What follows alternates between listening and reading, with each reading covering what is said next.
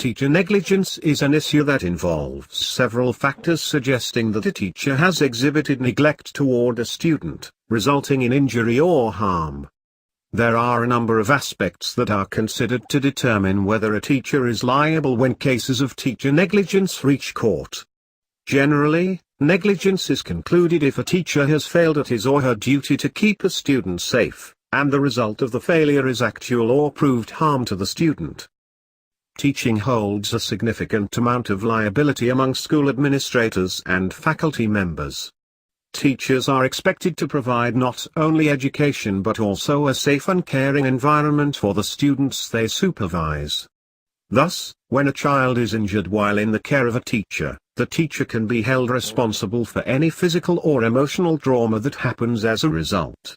Teacher negligence can occur in many forms, such as when a teacher overlooks or fails to notice bullying, fighting or assault. Incidents of negligence tend to occur more frequently when a teacher has numerous students under his or her supervision and is unable to provide complete attention to every kid. If a teacher is accused of negligence, the charges usually are made under a negligence tort law, which holds an individual liable for his or her actions if it causes harm to another person.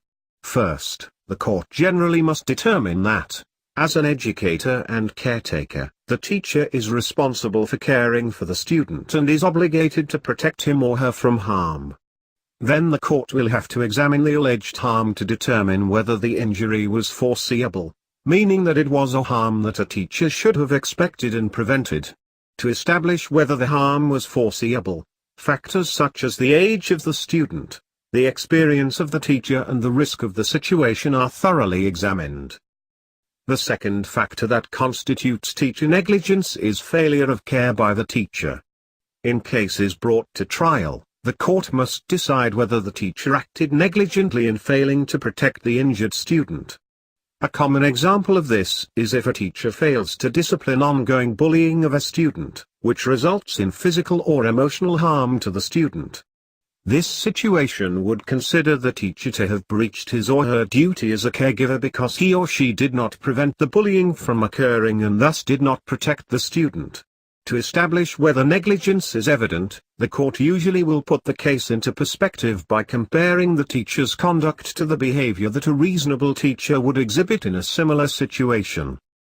The third factor of teacher negligence is the actual link between the harm suffered by the student and the negligence of the teacher.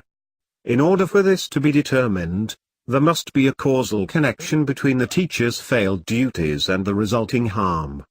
Foreseeable harm is also re-examined at this stage to determine whether injury would have been prevented if the teacher could have reasonably predicted that it would happen.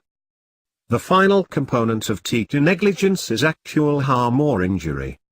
Unless real harm or injury to the student, whether it is physical, mental or emotional, can be proven, the case against a teacher for negligence will not stand. This is the last but most crucial deciding factor in cases of teacher negligence. Still, the teacher will be held liable for harm only if all four factors of negligence are found to be present in the case.